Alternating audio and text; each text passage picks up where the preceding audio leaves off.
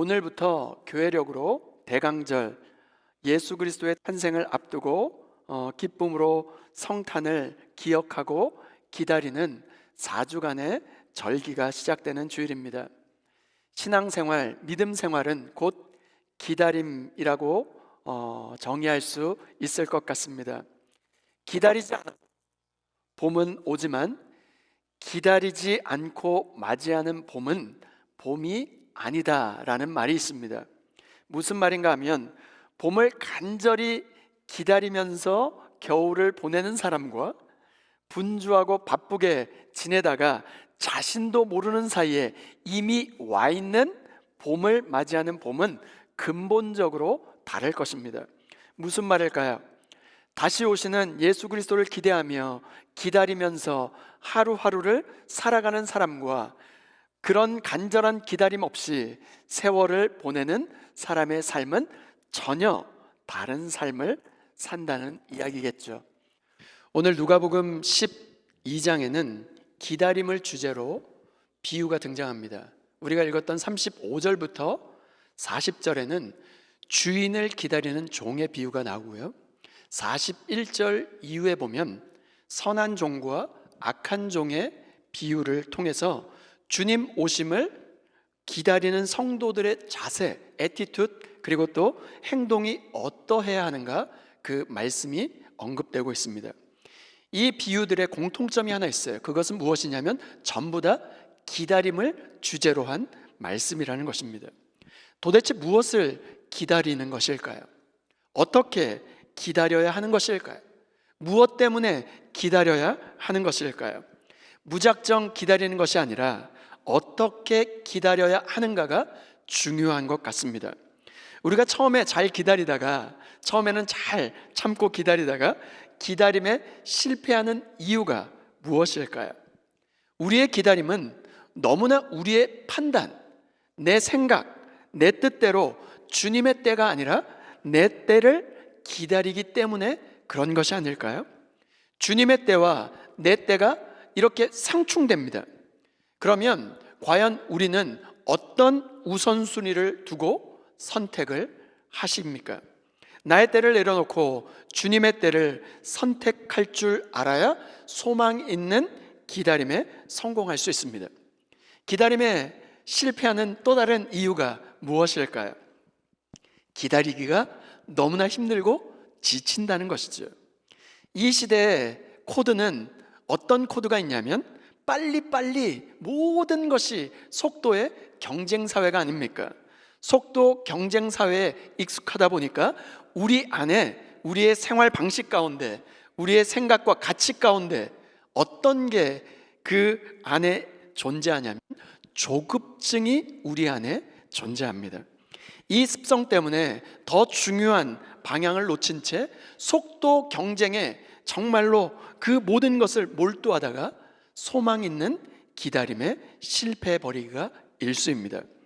예수 그리스도의 오심을 기억하며 기쁨으로 예수 성탄을 준비하면서 기다리는 이 대강절인 바로 이때 예수님의 오심을 어떻게 기다리면 좋을지 말씀을 통해서 그 교훈을 얻고자 합니다. 그 첫 번째 교훈은 이것입니다.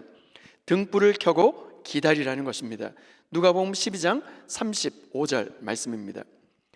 허리에 띠를 띠고 등불을 켜고 서 있으라. 어떻게 기다리라고 말씀하고 있습니까? 허리에 띠를 띠라고 말씀하고 있습니다. 허리에 띠를 띠다, 이 말씀은 출애굽 당시에 이스라엘 백성들에게 주어졌던 그 명령이 연상되는 그 부분입니다.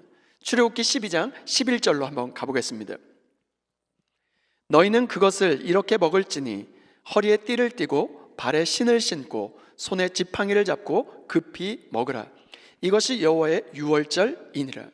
유월절 식사에 대한 규례인데요, 여유롭게 유월절 식사를 편안하게 앉아서 먹는 것이 아니었습니다. 어떻게 명령하고 있냐면 허리에 띠를 띠고 신발을 신고 손에 지팡이를 쥐고 급히 먹으라 명령했습니다. 이게 무슨 말일까요? 긴장을 풀지 않는 그 상태로 급히 먹으라는 뜻입니다. 무슨 말을 하고 싶은 것일까요? 언제든지 전시 상태와 같이 군대 5분 대기조와 같이 복음의 명령을 따를 수 있도록 급히 준비 태세를 완료하고 먹으라는 뜻입니다. 허리에 띠를 띠고 그 다음에 어떻게 명령하고 계십니까? 등불을 켜고 서 있으라고 명령하십니다. 등불을 켜다, 이것은 성전의 등불이 꺼지지 않게 하라는 그 출애굽기의 그 명령이 생각나는 말씀입니다. 출애굽기 27장 20절 말씀입니다. 너는 또 이스라엘 자손에게 명령하여 감나무로 짠 순수한 기름을 등불을 위하여 내게로 가져오게 하고 끊이지 않게 등불을 켜되, 성막 안에 등잔은 성막 안에 있는 모든 것을 비추지 않았습니다. 그 등불, 등잔, 그 불빛은 바로 앞에 있는 그 그것이 무엇이었을까요? 진설병을 비추게 하였습니다. 출애굽기 25장 37절 말씀입니다. 등잔 7을 만들어 그 위에 두어 앞을 비추게 하며, 이 등잔은 목적이 있고 방향이 있는 빛을 비추라는 것입니다. 이 앞에 무엇이 있었을까요? 그 앞에는 떡상, 진설병이 배설되어 있었습니다. 진리의 떡 대신, 생명의 말씀 대신 바로 하나님의 언약을 성막에 있는 그 등불이 목적 있는, 방향이 있는, 분명하게 그 앞에 있는 떡상, 하나님의 언약을 비추라는 것입니다. 오늘 우리는 이 진리의 등불이 켜져 있습니까? 켜져 있다면 그 등불로 무엇을 비추고 계십니까? 대강절을 지나고 있는 우리 모두 이 등잔 빛으로, 이 등불 빛으로 말미암아 예수 그리스도만을 집중적으로 비추어 낼 수 있는 저와 여러분 모두가 될 수 있기를 주님의 이름으로 축원드립니다. 주 안에 사랑하는 여러분, 지난 한 해를 되돌아보면서 오늘 우리는 무엇을 비추며 또한 어떤 빛을 바라며 살아오셨습니까? 세상의 성공과 행복을 비추며 이 땅에 있는 만족과 번영의 빛을 비추며 살아오지는 않았습니까? 주인이 혼인집에 갔다가 돌아오는 때가 언제가 될는지 그것을 알 수 없어요. 돌아오는 주인을 잘 맞을 수 있도록 종이 기다리고 준비해야 할 그 몫이 종의 몫이었습니다. 혼인잔치가 밤에 진행됐기 때문에 끝나는 시간이 정해져 있지 않았기 때문에 주인을 잘 맞이하기 위해서는 종은 그것을 준비하고 그리고 맞을 준비를 하고 깨어 있어야만 했습니다. 누가복음 12장 36절 말씀입니다. 너희는 마치 그 주인이 혼인집에서 돌아와 문을 두드리면 곧 열어주려고 기다리는 사람과 같이 되라. 등불을 켜놓고 기다릴 수 있습니다. 그런데 문제가 있죠. 등불은 켜져 있는데 바로 그 불만 켜져 있고 잠이 들어버리면 어떻습니까? 주인이 집에 돌아왔습니다. 혼인잔치에 그 모든 것을 끝나고 집에 돌아와 문을 두드리면, 잠을 자고 있다면 문을 열어줄 수가 없지 않습니까? 우리가 등불을 켜도, 그리고 허리에 띠를 띠고, 그리고 이 모든 것을 준비하는 그 목적이 무엇이냐면 신랑 대신 예수 그리스도를 오는 그 때를 준비하고 기다리라는 것입니다. 우리의 삶이 진리의 허리를 띠고 성막 안에 등불과 같이 떡상 되시는, 진설병 되시는 예수 그리스도만을 비추는 등불을 켜고 주인이 혼인집에서 돌아와 문을 두드릴 때 열어주고자 준비하는 착하고 충성된 종으로 주님 오심을 기다리고 준비할 수 있는 저와 여러분 모두가 될 수 있기를 주님의 이름으로 축원드립니다. 두 번째, 깨어 기다리라는 것입니다. 누가복음 12장 37절과 40절 말씀입니다. 주인이 와서 깨어 있는 것을 보면 그 종들은 복이 있으리로다. 내가 진실로 너희에게 이르노니 주인이 띠를 띠고 그 종들을 자리에 앉히고 나와 수종 들리라. 그러므로 너희도 준비하고 있으라. 생각하지 않은 때에 인자가 오리라 하시니라. 기다림에 성공하려면 어떻게 해야 된다고 말씀하고 계십니까? 깨어 있어 기다리라는 것입니다. 함께 따라해 볼까요? 깨어 있어, 기다리라. 깨어 있어 준비하고 기다리라. 이 말은 무슨 말일까요? 경각심을 가지고 주의를 집중해서 주인이 언제 올까 그것을 깨어 기다리라는 것이죠. 여러분, 깨어 있다, 깨어 있으라, 이것은 단순히 잠자지 말고 깨어 있으라 이런 뜻이 아닙니다. 잠자지 않고도 딴짓할 수 있거든요. 하나님의 임재 앞에 머물러 그 때를 준비하고 깨어 있으라는 그런 의미입니다. 하나님의 임재 앞에 머물러 있다는 이 말은 무슨 말일까요? 예를 들면 이런 것입니다. 한 군사가, 한 군인이 처절한 전쟁터에서 잠깐의 휴식만 있으면 참호 속에서 가슴 속에 품고 있었던 사랑하는 아내의 사진을 꺼내보며 내가 사랑하는 아내를 위해서, 내가 사랑하는 가족을 위해서 내가 꼭 이 전쟁에서 살아남아야 한다라고 다짐하는 것, 이것이 바로 사랑하는 이에게 깨어 있는 것입니다. 먼 타국에 이민을 갔어요.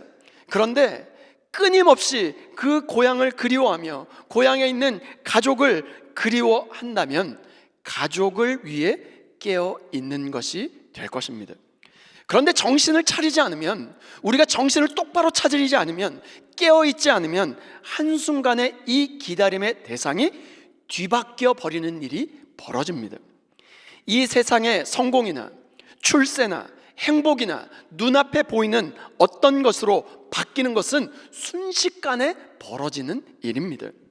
영적인 끈이 느슨해지거나 나태해지고 게을러지게 되면, 즉 깨어있지 않으면 우리가 세상 것에 취해서 우리도 모르는 사이에 그 기다림의 대상이 뒤바뀌어 버리게 된다는 것입니다.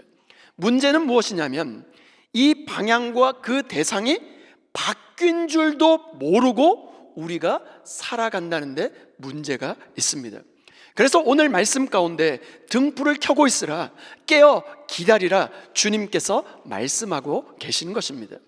도둑이요, 도둑질 하러 그 집에 몇 분, 몇 시에 갈 것이라고 미리 알려주지 않는 것과 마찬가지로 도둑을 막으려면 항상 깨어 있어 준비하고 있어야 하는 것이 아닙니까? 인자도 생각하지 않은 바로 그때 올 것이기 때문에 깨어 준비하고 있으라고 주님께서 말씀하고 계시는 것입니다. 그런데 오늘 비유에는 조금 신기할 정도로 굉장히 특별한 구절이 중간에 포함되어 있습니다. 오늘 비유는 좀 신기한 부분이 있는데요, 주인이 와서 깨어있는 종들을 보고 하는 그 반응이 굉장히 신기한 반응이 있습니다. 그 깨어있는 그 종을 보고 주인이 어떻게 반응합니까?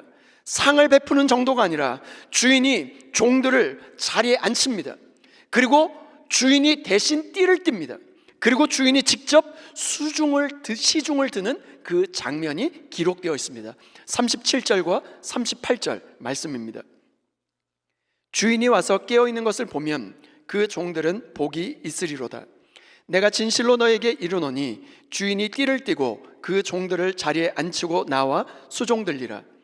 주인이 혹 2경에나 혹 3경에 이르러서도 종들이 그같이 하고 있는 것을 보면 그 종들은 복이 있으리로다. 이 비유의 주인을 예수님으로, 그리고 종을 우리로 생각해 본다면 어떻겠습니까? 우리가 예수님과 더불어 한 상에 둘러 앉아 먹고 마시는 것만 생각해도 얼마나 기쁘고 행복한 일인데, 주님께서 우리를 상에 앉혀 놓으시고 친히 띠를 띠고 우리를 시중 드신다고 말씀하고 있습니다. 이토록 허리에 띠를 띠고 등불을 켜고 서서 기다리느라고 너 정말로 수고했다, 이렇게 말씀해 주시면서 칭찬해 주시고 격려해 주시고 위로해 주시는 것만 해도 감사한 것 아닙니까? 그런데 오히려 우리를 상에 앉혀 놓으시고 주인 되신 주님께서 띠를 띠고 시중을 드신다니, 이게 웬 말입니까? 여러분, 이것이 무엇이냐면 진정한 천국의 상급이 아닐까요? 예수님께서 이미 우리를 섬겨주셨습니다.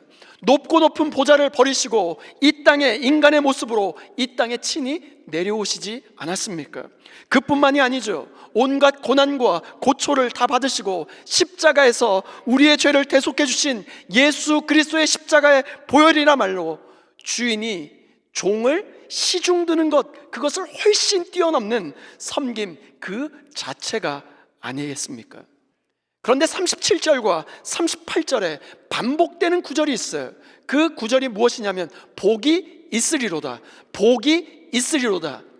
헬라어는 마카리오스, 이 선언을 지금 하고 있습니다. 이게 무슨 말일까요?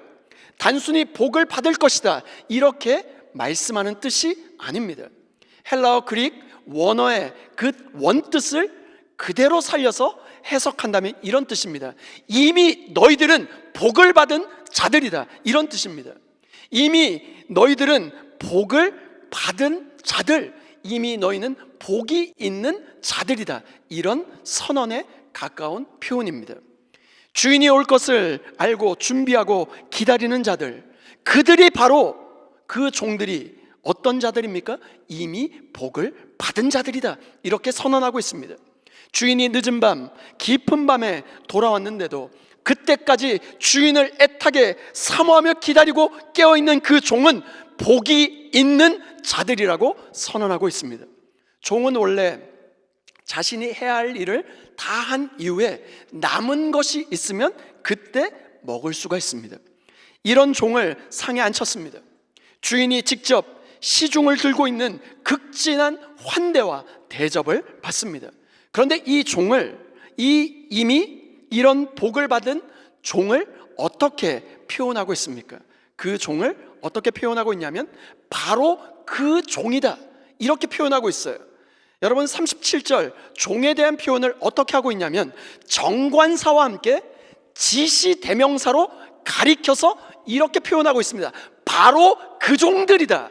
어떤 종입니까? 바로 그 종이 어떤 사람입니까? 깨어서 사모하며 정말로 간절한 마음으로 그 주인이 돌아올 그 시간을 바라면서 깨어서, 그리고 등불을 켜고 허리에 띠를 띠고 그 주인을 기다렸던 바로 그 종을 말하는 것이죠.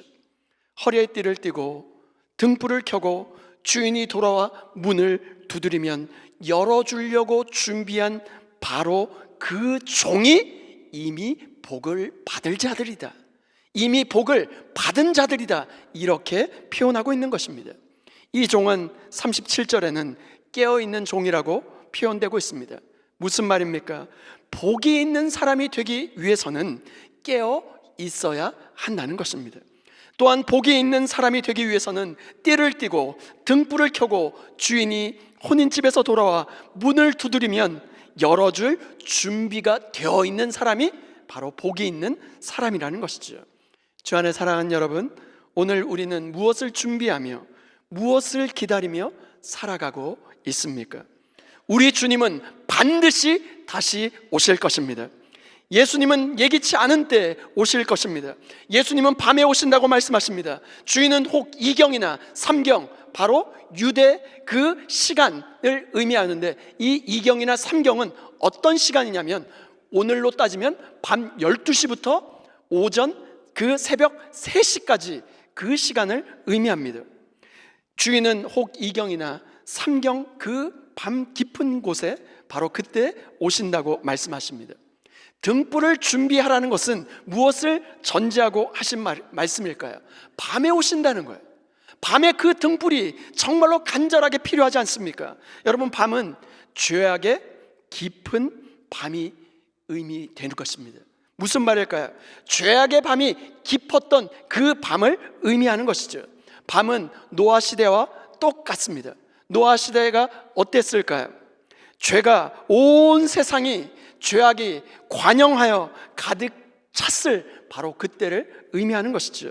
죄가 문화를 이루고 죄가 길을 내고 이 죄가 합리화되는 바로 그때, 그 밤을 의미할 것입니다. 죄를 죄로 여기지 않는 바로 그때, 소돔과 고모라의 때가 어땠습니까? 음란과 폭력 문화가 가득했던 바로 그때를 의미하지 않습니까? 뿐만 아닙니다. 그들은 죄에 대한 하나님의 심판을 믿지 않고 거부했습니다. 그러나 노아는 당대 그 어두웠던 시대에 어땠을까요? 그 시대와 구별되어 그 홀로 주님의 사명, 주님의 그 메시지를 듣고 홀로 깨어 있었습니다. 그 가족들은 어땠을까요?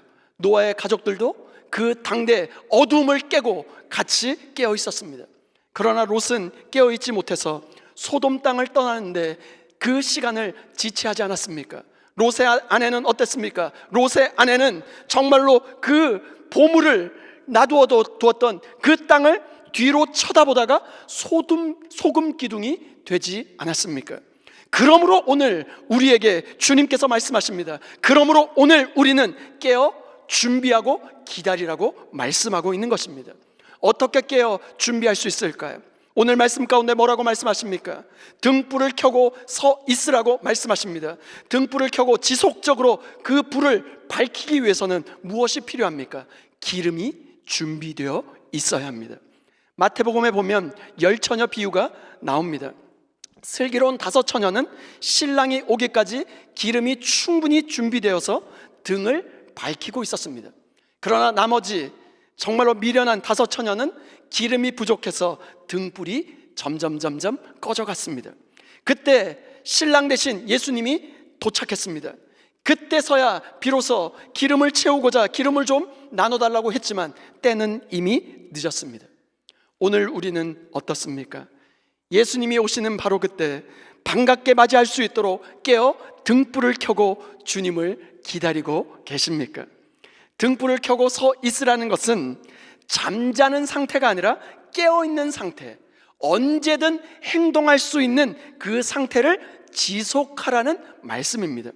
그런데 여러분, 등불만 환하게 켜놓고 그 옆에서 세상이 어떻게 돌아가는지 모른 채 잠만 자고 있다면 그 등불의 의미와 목적은 사라지게 될 것입니다. 서 있으라는 것은 언제나 예비할 수 있는 그 지혜를 가지고 깨어 있는 것을 말씀하고 있는 것입니다. 오늘 우리의 삶을 되돌아보면서 다시금 깨어 등불을 켜고 예수 그리스도의 오심을 잘 준비하며 큰 기쁨의 좋은 소식 되시는 예수 성탄의 기쁨에 참여할 수 있는 저와 여러분 모두가 될 수 있기를 주님의 이름으로 축원드립니다. 다 함께 따라해 보실까요? 등불을 켜고 깨어 기다리라. 주인이 와서 깨어 있는 것을 보면 그 종들은 복이 있으리로다. 예수님은 반드시 다시 오십니다. 세계는 전쟁과 온갖 자연재해, 경제적인 위협 등 불안정한 요소들로 가득 차 있습니다. 죄의 밤은 점점 더 깊어져 가고 있습니다. 이런 때 주님께서 오늘 우리에게 뭐라고 말씀하십니까? 우리는 등불을 켜고 깨어 기다려야 한다고 말씀하고 있습니다. 그런데 여러분, 세상에는 이 불을 꺼트리려고 하는 수많은 세력이 있어요. 여러분, 불을 끌려고 하는 그 세력, 바람이 불어도 꺼지고요, 기름이 떨어져도 이 불은 꺼지게 되어 있습니다. 그런데 영원히 꺼지지 않는 불이 있어요. 성령의 기름이 부어지게 될 때 이 세상 어떤 바람도, 등불을 꺼트리려고 하는 어떤 어둠의 세력도 능히 이길 수 있는 예수의 등불을 켜고 우리의 가정, 우리의 자녀, 우리의 주변 세상을 능히 밝힐 수 있는 저와 여러분 모두가 될 수 있기를 주님의 이름으로 축원드립니다. 주님은 오늘 우리에게 말씀하십니다. 주인이 와서 깨어 있는 것을 보면 그 종들은 복이 있으리로다.